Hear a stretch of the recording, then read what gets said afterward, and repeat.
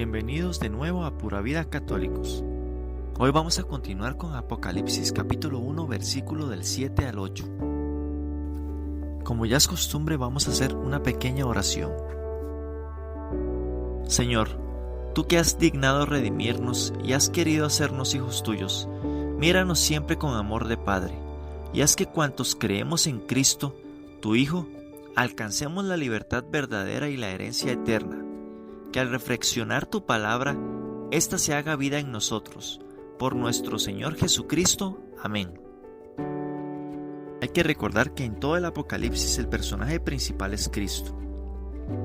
La doxología del versículo 7 parece evocar en la mente del autor sagrado la última venida triunfal de Cristo sobre las nubes del cielo, ante la mirada atónita de todos los de su pueblo. Este versículo nos señala la escatología, destino último del ser humano y el universo en relación a la segunda venida de Cristo. El autor sagrado está tan seguro de la próxima venida de Jesucristo que nos presenta ya como avanzando en medio de las nubes. La imagen de la parucía de Cristo rodeado en nubes provienen del profeta Daniel, que en visión nocturna dice: vi venir sobre las nubes del cielo a alguien parecido a un ser humano que se dirigió al anciano. Nuestro Señor también se sirvió de la imagen del Hijo del Hombre, en el que Jesús se estaba revelando como el Hijo de Dios encarnado delante del sumo sacerdote, para confesar su mesianismo y su triunfo futuro. Jesús también empleó la imagen del profeta Daniel en el discurso escatológico. La relación que tiene esta confesión de Jesús ante Caifás con su pasión redentora recuerda a San Juan un texto del profeta Zacarías. Y a aquel a quien traspasaron le llorarán como se le llora al hijo único, y se lamentarán por él como se lamenta por el primogénito. El profeta alude a un llanto general a causa de la muerte de un justo traspasado, que parece haber sido víctima inocente del pueblo elegido. Yahvé llevará a cabo una efusión, que es un derramamiento, de gracias divinas sobre los moradores de Jerusalén, por cuyo medio Dios producirá en ellos un cambio interior que les hará convertirse de nuevo a Él y llorar con un duelo nacional la muerte del misterioso justo. San Juan aplica el texto de Zacarías a Jesucristo crucificado por el mismo pueblo judío. Cristo es el justo traspasado de la profecía. Pero también llegará un tiempo en que los judíos reconocerán el pecado y se lamentarán en señal de dolor y de arrepentimiento. En nuestro texto son todas las tribus de la tierra las que comparten los remordimientos de Israel. La alusión a la crucifixión y a la lanza de Cristo es bastante clara, tanto más cuanto que es Juan quien transmite la noticia de esta última. La crucifixión parece asociada en el versículo 7 a la gloria de la parucía. La doble afirmación con que se termina el versículo 7, sí, amén, indica la solemnidad y la convicción de lo que acaba de decir. Recuérdese el amén, amén del cuarto evangelio, en el que narra la profesión de la fe del ciego mendigo curado por Jesucristo. Del mismo modo que sucede al final de los oráculos proféticos, una declaración divina garantiza la verdad de lo que se acaba de decir. El término alfa y omega significa que es la transferencia de Cristo de una cualidad de Dios de principio y fin de todas las cosas. Estas últimas palabras de este versículo están puestas en boca del Señor Dios, Yahvé Elohim. El que habla es el Padre, el cual hace una declaración de su eternidad. Yo soy el alfa y el omega, o sea, el principio y el fin de las cosas. Esta designación simbológica da a entender la divinidad, que en otros lugares será aplicada al mismo Cristo.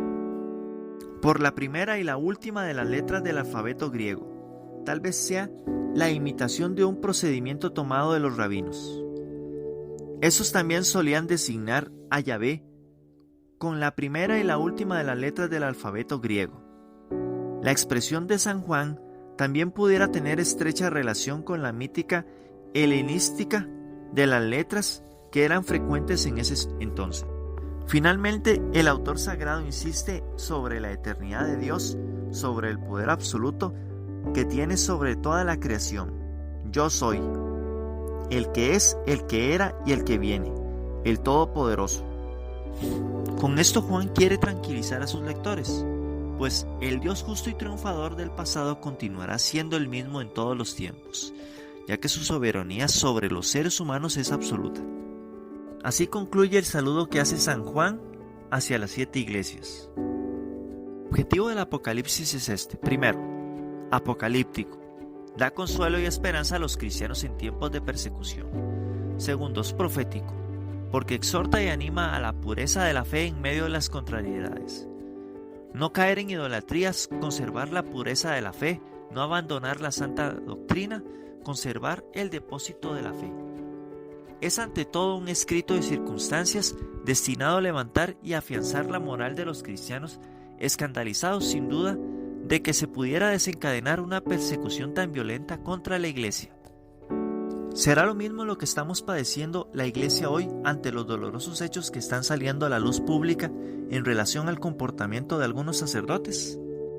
¿Será que hoy la Iglesia también está siendo perseguida gracias a defender la vida y la familia? San Juan se levanta en el Apocalipsis contra los graves peligros que amenazan a los fieles y les exhorta a permanecer firmes en la doctrina de Cristo, y pone ante sus ojos la perspectiva gloriosa del triunfo definitivo. Este triunfo llegará pronto y los cristianos verán tiempos mejores, en los que Jesucristo y su Iglesia reinarán sobre todos sus enemigos, tanto externos como internos. En eso San Juan les exhorta reiteradamente a sufrir con paciencia las tribulaciones y persecuciones, y a oponerse valientemente a la recepción de la marca de la bestia, que es el poder imperial. La ocasión próxima a la composición del Apocalipsis fue la revelación que San Juan recibió en la isla de Patmos. Dios le ordena expresamente poner en escrito las visiones sabidas y consignarlas a los fieles. La razón de por qué tuvo esa revelación fueron las condiciones de sufrimiento, desgracia, dolor y moral por las cuales estaban pasando los cristianos en Asia. El culto imperial amenaza con sumergir en las aguas ponzoñosas a todas las cristiandades de Asia Menor. Este culto idolátrico, que había comenzado a desarrollarse en tiempos de Augusto, adquirió proporciones gigantescas en el reinado domiciano, en el cual se le hacía llamar a los actos oficiales Señor y Dios nuestro. Como los cristianos se oponían a este culto imperial, el cruel emperador desencadenó una cruenta, que era un derramamiento de sangre, y persecución contra ellos. San Juan quiere con su libro consolar a los cristianos perseguidos e infundirles nuevo valor para que sigan luchando valientemente por Cristo. El Apocalipsis, pues, es un libro de consolación dirigido a los fieles perseguidos a muerte por el poder civil. Los himnos que cantaban los cristianos que ya han triunfado en la liturgia celeste son como una respuesta a las aclamaciones del culto pagano tributado a los emperadores. Otras amenazas que debían enfrentar los cristianos era el sincretismo religioso oriental, aliados al poder civil para extinguir o adulterar las florecientes cristiandades de Asia Menor. También las persecuciones de los judíos y de los herejes. El hagiógrafo también se propone con su libro excitar las iglesias a vigilar con celo por la pureza de la fe, amenazadas entonces por diversos errores doctrinales. Antes que nada, afirmemos que el Apocalipsis forma parte del Nuevo Testamento, que es la buena noticia, la buena nueva. No es un cuento de terror para niños, sino una forma de buena noticia para los cristianos. El Apocalipsis es el contenido del Evangelio eterno. Los seguidores de Jesús, los que tienen hambre y sed de justicia, no tienen por qué tener miedo, ni estar desesperanzados, al ver el aparente triunfo del mal. Los creyentes aceptamos que la historia viene del proyecto salvador de Dios y va hacia la meta. Todo está hecho por Jesús y para Jesús. Él es el alfa y el omega, el principio y el fin del universo. Y el universo fue creado por Él y todo se dirige a Él. El tema teológico de fondo. La idea teológica central es el triunfo definitivo de Jesucristo sobre el mal, en sus distintas manifestaciones históricas. La Iglesia purificada reconoce su hora. Por estar inmersos en el tiempo escatológico, todos aquellos que conforman la comunidad eclesial han de ponerse en un estado de purificación interior, sometiéndose al juicio de la palabra de Cristo. La Iglesia de los fieles cristianos ahora estarán sometidos a sufrimientos y persecuciones, pero todo esto es pasajero. Cristo destruirá todo pronto lo que se opone a la implantación de su Iglesia en el mundo, y los cristianos que hayan permanecido fieles cantarán un cántico de alegría para toda la eternidad. Cabe señalar que San Juan no solo exhorta y anima, sino que también reprende.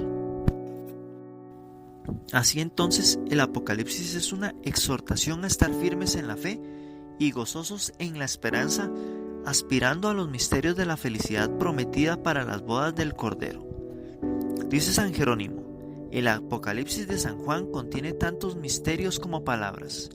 Y digo poco con esto, pues ningún elogio puede alcanzar el valor de este libro, donde cada palabra de por sí abarca muchos sentidos.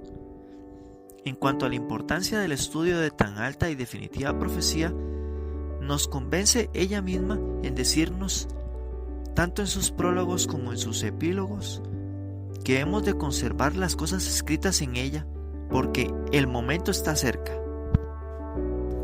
No sea que volviendo de improviso os halle dormidos.